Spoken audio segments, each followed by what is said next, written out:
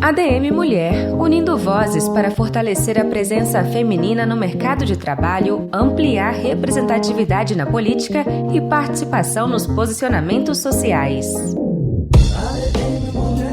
A inteligência emocional é a base de todo e qualquer profissional. A adaptabilidade é uma outra qualidade, uma outra competência de suma importância. Uma outra qualidade muito importante é a autoliderança, protagonismo e criatividade para criar alternativas.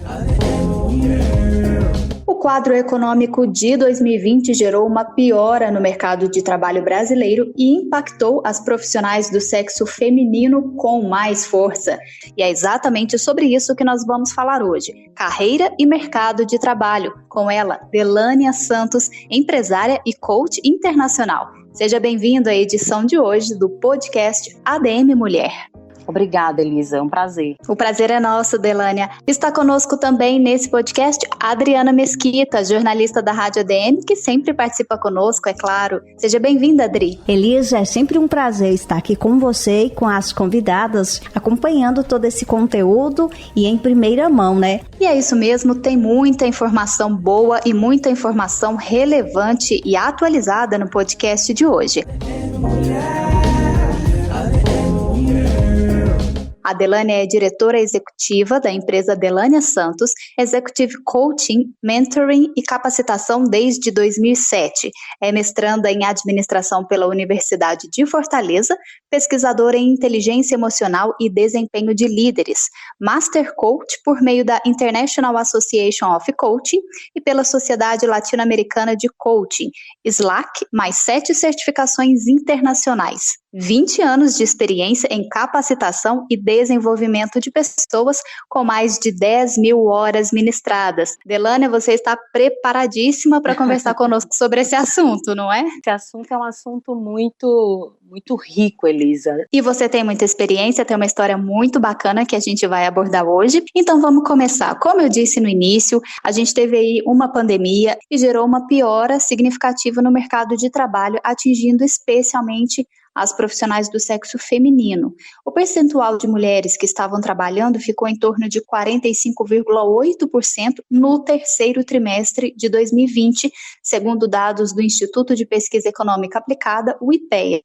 O nível mais baixo desde 1990, quando essa taxa ficou em 44,2%. Como que a gente faz para reincluir essas mulheres no mercado de trabalho? Promover o trabalho remoto seria ou não uma opção? Elisa, pode ser uma das soluções. Inicialmente, a mulher precisa se fortalecer internamente para fazer escolhas conscientes. O trabalho remoto não pode ser algo desestruturado simplesmente por uma circunstância. Ou seja, ela precisa realmente fazer uma conexão dessa alternativa ao trabalho remoto com o que ela quer para a carreira dela. E ela precisa dialogar com as pessoas interessadas, né, nessa nova configuração de trabalho, para que isso dê certo. Então, conversar com o parceiro, conversar com os filhos, organizar melhor a sua rotina. E você me perguntou também como reincluí-las no mercado. O trabalho remoto já é uma das alternativas. A outra alternativa é realmente repensando a sua carreira, o que ela quer realmente para a sua vida profissional e procurar a educação mais adequada, mapear as empresas que podem ter o perfil que ela espera, entre outras coisas. Nessa busca aí por recolocação no mercado e em meio aos desafios da pandemia que ainda não acabou, qual a importância de definir objetivos? Por onde que a mulher deve começar? Olha, você fazendo essa pergunta, Elisa, passou um filme aqui na minha cabeça, né? Porque, na verdade, eu sou mulher e você também é mulher, Adriana, né? Então, tudo que nós estamos conversando aqui faz parte do nosso dia a dia. Em algum momento da sua vida, você já deve ter passado por um instante aí, um instante obscuro, onde você não sabia o que fazer, achava que realmente definir objetivos não ia adiantar. E é super difícil realmente você estar incluída em alguma situação, vivenciando todos os desafios do cenário o qual você está inserido e ter forças para se reinventar. Mas é possível. Eu costumo dizer que o primeiro passo é você aceitar que você é falível, né? Então, eu sou falível, eu não sou uma super-heroína, eu não sou uma pessoa perfeita e eu preciso ter compaixão com as minhas fragilidades. E preciso diminuir um pouquinho a régua da minha autocrítica. Porque se a minha régua for muito alta, eu não vou conseguir sair do lugar. Depois eu preciso pensar no que eu desejo para a minha carreira. sempre conectando esse objetivo de carreira aos meus valores pessoais e às habilidades que eu tenho, quais são meus pontos fortes, meus talentos. Depois, se permitir sonhar. Muitas vezes a gente tem vergonha de sonhar, né, de visualizar o futuro, isso é tão importante. E a gente precisa parar de se sabotar achando que o nosso sonho é algo grande demais, ou que a gente não é merecedora de algo, né? Então, esses pensamentos, essas crenças acabam nos distanciando do sucesso na carreira e muito mais dos objetivos, né? Dessa questão da reinvenção, do que a gente precisa reinventar para seguir. Depois de tudo isso, né, organizando, de entender que eu sou falível, de ter autocompaixão, de pensar um pouco sobre o que eu desejo, conectando com os valores que eu tenho, com as minhas habilidades, de abrir a minha mente para sonhar sem medo e sem boicote. Eu tenho que pensar em como materializar esse sonho definindo objetivos, que serão desmembrados em metas e em ações execuíveis, né, ações que realmente façam sentido. Objetivo, eu quero morar fora do Brasil, é algo maior. Metas, eu vou criar um fundo de emergência equivalente a 2 anos e vou ser fluente em inglês. Ações, é o que eu vou fazer para as metas acontecerem e, consequentemente, atingir o objetivo. Eu vou avaliar minha planilha financeira, identificar despesas que podem ser melhor administradas, eu vou pesquisar professor de inglês. Então, são as ações que vão materializar o meu sonho. Ótimo, Delânia. E quando a gente fala desse assunto, muitos especialistas entendem que o mercado não deve conseguir absorver todas as mulheres que saíram da força de trabalho no ano passado. Na sua opinião, quais as qualidades empregáveis são as mais requisitadas nesse momento? Então, inteligência emocional é a base de todo e qualquer profissional. Aí já te falo que é independente ou não de ser mulher. Né? A inteligência emocional ela ganhou muito espaço nos ambientes corporativos, por isso o tema da minha dissertação. É o primeiro passo para que você se encontre, para que você entenda quem você é, até onde você pode ir, para saber também lidar com a pressão dos ambientes corporativos que estão cada vez mais competitivos. Adaptabilidade é uma outra qualidade, uma outra competência de suma importância para o mercado de trabalho. Eu preciso entender que muitas vezes eu preciso estar disposta a recuar um passo na carreira para avançar 2. Então, pessoas tiveram que ter a sua carga horária de trabalho reduzida, algumas precisaram aceitar oportunidades de trabalho temporário. Então, é você se adaptar à dinâmica do mercado de trabalho para não ficar fora do mercado de trabalho. Uma outra qualidade muito importante é a autoliderança. Hoje, nas empresas, não tem mais espaço para as pessoas que precisam ser empurradas para o resultado. Eu preciso me automover para o resultado. Eu preciso antever as necessidades do ambiente o qual eu estou para que eu possa já traçar estratégias para chegar. E por último, eu podia te destacar protagonismo, para entender que realmente, embora tenha todo esse cenário que envolve a posição da mulher no mercado de trabalho, que envolve até as diferenças salariais de mulheres que estão no mesmo cargo de homens e ganham entre 11% a 35% de diferença, estando no mesmo desafio, eu preciso sair da posição de vítima e ser protagonista, entendendo que eu posso fazer sim algo para mostrar o meu trabalho, mostrar que sou capaz e que posso sim, né, gerar os resultados e cada vez resultados exponenciais para a empresa que ela está precisando. Então, isso depende de mim, não depende só da visão da empresa que a mulher tem que ter o espaço. Eu posso desbravar esse espaço. E criatividade para criar alternativas, né? Pensar realmente, pegar elementos díspares e unir e fazer algo novo. Eu acredito que isso já tornará as mulheres mais empregáveis nesse momento. Então eu vou passar agora, pegando esse gancho aí do que você acabou de falar, para o Informe de Percepção de Gênero, que é o estudo feito pelo LinkedIn em 2019. E esse estudo mostrou que as mulheres sentem que devem cumprir 100% dos requisitos para se candidatar a uma vaga, antes 60% dos requisitos no caso dos homens. Como a gente pode trabalhar, Delânia, essa confiança nas mulheres? Você falou, só depende de você, ou depende muito de você na última pergunta. Como é que a gente trabalha essa autoestima profissional? A nossa linha de vida, Elisa, ela diz muito sobre o que somos. A grande questão é que a gente passa pela vida, quando eu falo vida, entenda que a carreira profissional está nela, a gente meio que fica no piloto automático e acaba esquecendo, né, algumas coisas que nós já fizemos, já construímos e que de repente seriam úteis para o momento atual. Eu costumo falar nas minhas palestras muito sobre autodomínio. Eu até cito uma autora, que é a Lori Jones, que escreveu o livro Jesus, uma líder que já existiu. Ela traz uma frase assim, ó: se você nunca passou pelo fogo, não sabe quem é. E se não sabe quem é, não pode ser líder. Bem, quando a gente fala de líder, a gente fala de autoliderança, como eu acabei de mencionar para você. Então, se eu nunca passei pelo fogo, ou seja, se eu nunca tive desafios na vida, muito dificilmente eu sei do que eu sou capaz de ser e fazer. E se eu não sei do que eu sou capaz de ser e fazer, muito dificilmente eu vou ser reconhecida por outros como alguém que pode fazer isso. Então, eu acredito que para trabalhar essa confiança, eu até lanço esse desafio aqui, você faça uma linha da sua vida, né? Quais foram os 10 principais momentos da tua vida, bons e maus, né? Desde os trágicos da perda de um parente querido até aqueles maravilhosos onde você conquistou algo especial. Nesses momentos, quem você foi? Quais foram os desafios que você enfrentou? Quais foram as habilidades que você tirou da cartola? Provavelmente, essas competências que você colocou em movimento, essas habilidades que você tirou da cartola, certamente poderão ser úteis hoje. Poderão ser úteis para você se autoapropriar, ou seja, eu sou capaz de.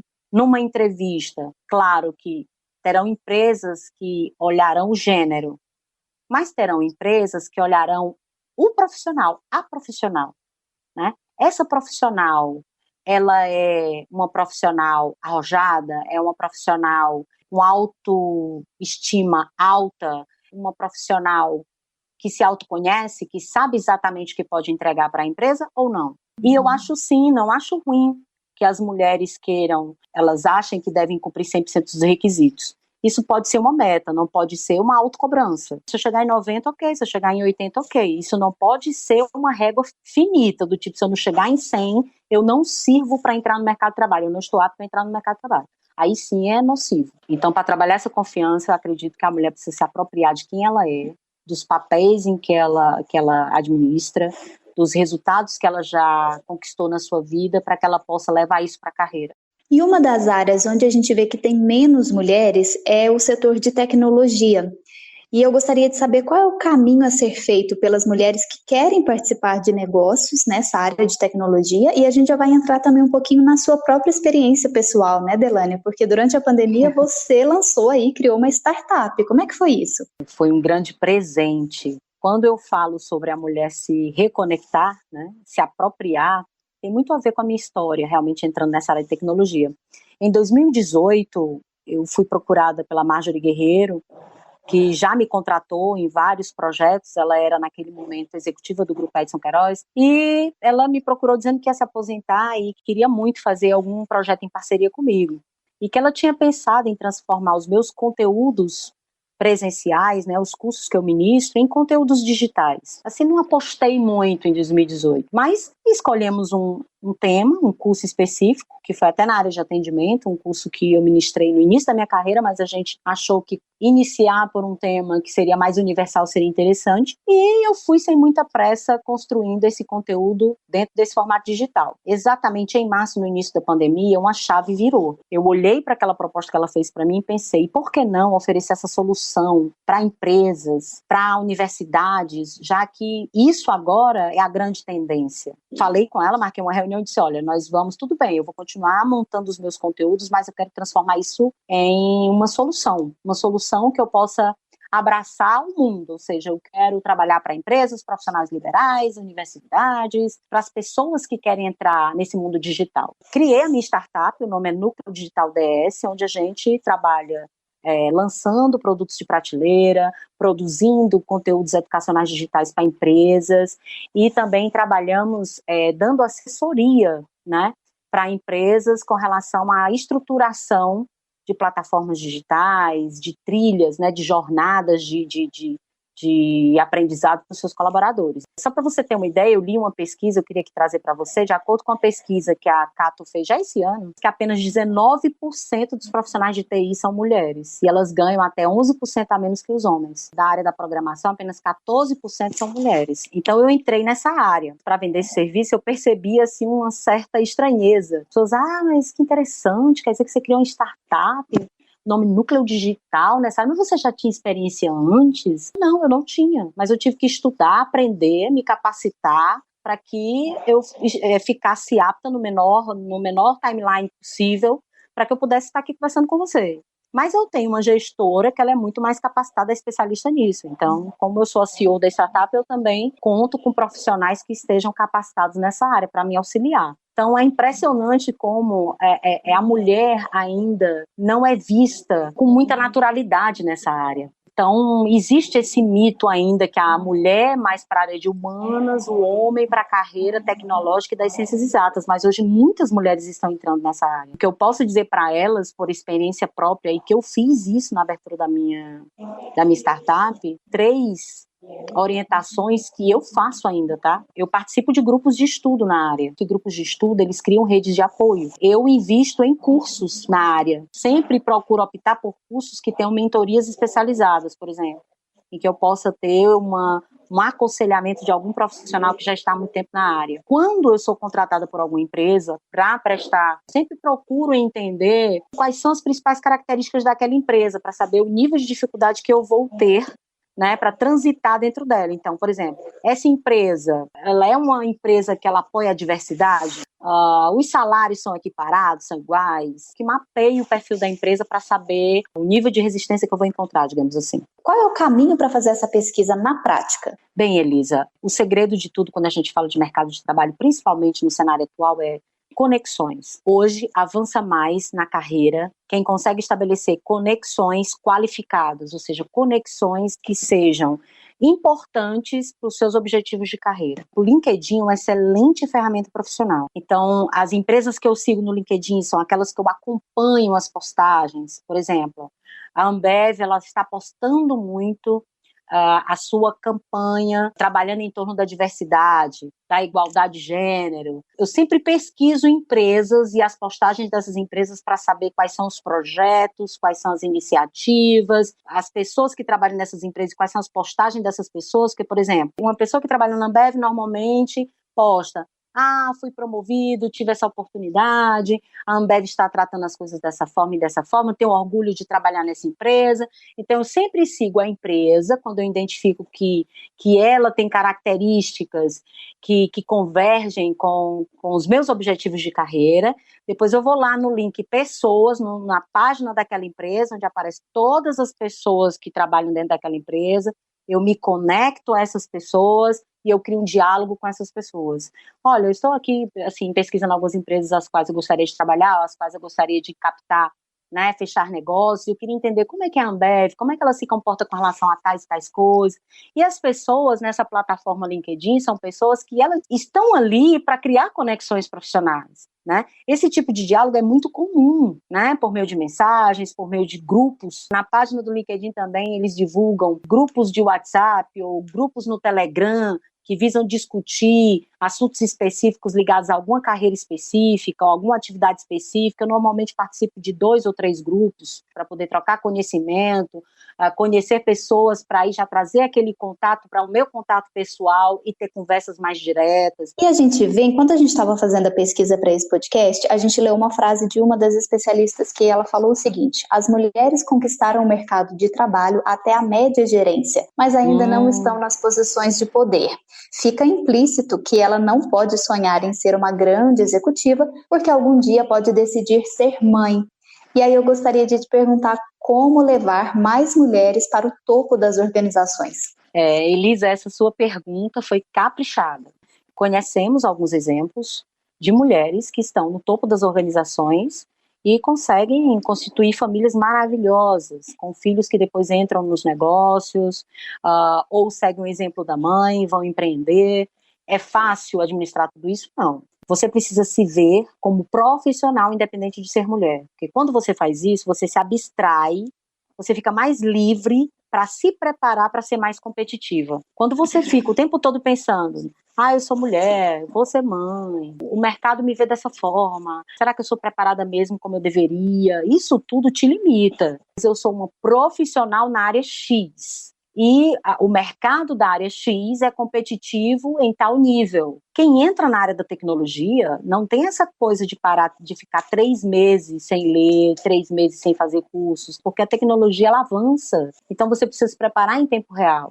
Você precisa planejar a sua carreira sempre com objetivos tangíveis, ou seja, eu sou gerente, eu quero chegar a ser uma diretora. O que um diretor precisa ter, ser e saber para ter chances, né? Então eu preciso me capacitar para isso, tá? Então por isso que eu falo que você pensar que você é profissional e não que você é mulher te liberta para se preparar para isso. E para ilustrar tudo isso que você falou, tem a Cristina Junqueira aí, a cofundadora do Nubank, né? Ela tá grávida, ela tem 2 filhas e tá grávida da terceira, se eu não estou enganada. É uma mulher com cargo de liderança, mãe e que concilia muito bem as duas coisas. Perfeito.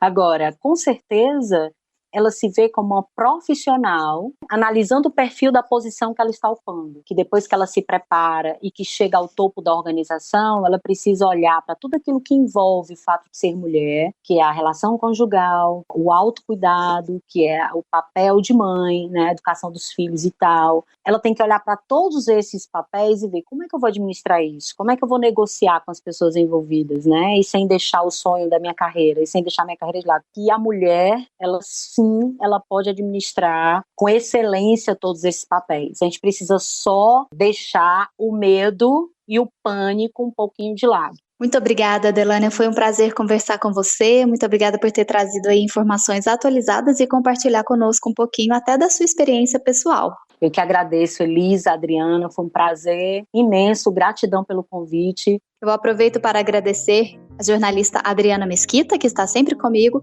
aqui no ADM Mulher. Nosso podcast de hoje abordou o tema carreira e mercado de trabalho e a nossa convidada foi a empresária e coach internacional Delânia Santos. E você já sabe, nosso podcast é mensal, então já anota aí na sua agenda. O próximo tema será inovação e transformação digital. Quer participar? Envie para nós a sua dúvida, o seu questionamento, a sua sugestão de pauta, a sua sugestão de convidado. Um abraço e até o próximo mês. Você ouviu o ADM Mulher. Este material é produzido por Adriana Mesquita, Elisa Ventura, com supervisão de Renata Costa. Até o nosso próximo podcast. ADM Mulher.